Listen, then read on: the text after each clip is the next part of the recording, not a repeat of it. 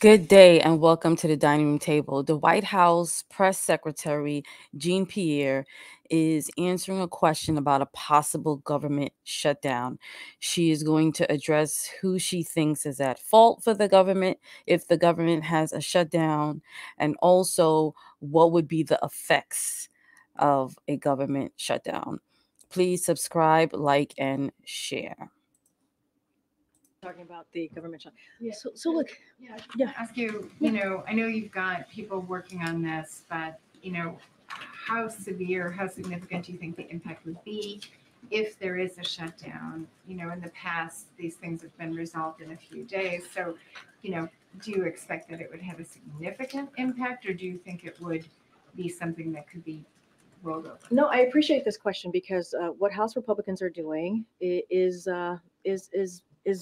we hurt Americans, American families, and we've been very clear. Here are a couple of things that we think that may hurt American families. It hurt military families, force active duty military personnel, law enforcement officers to work without pay, endanger disaster response, as I said at the top, which will risk FEMA's disaster relief fund and complicate new emergency responses.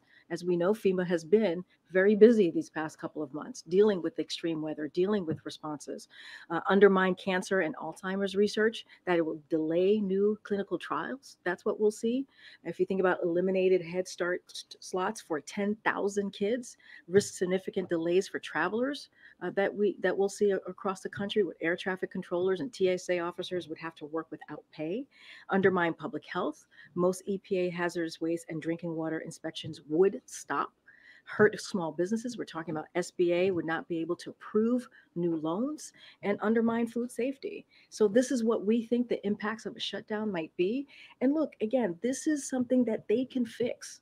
This is something that House Republicans, these extreme House Republicans, they can fix this. All they have to do is do their jobs. And let's not forget, we had a deal. We had a bipartisan deal that the president led on back in May. A deal is a deal. Catching. Thanks, Corinne. Speaker McCarthy said today he would be, quote, more than willing to look at the $24 billion request for Ukraine aid if the president first looks at their Republican border bill that they put forward. What's your response to that? There is no conversation to be had because a deal was made already back in May, as I just stated to Andrea.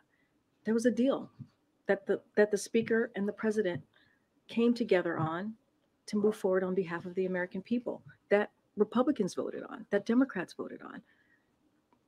A deal is a deal. There is no discussion to be had.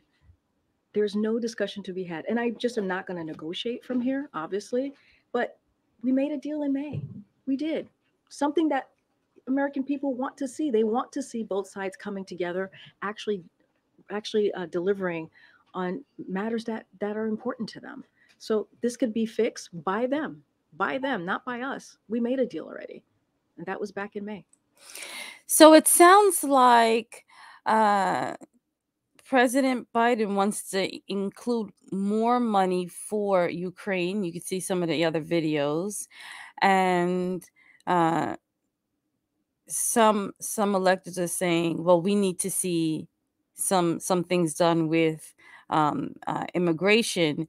Then we could negotiate that, according to what the reporter is saying.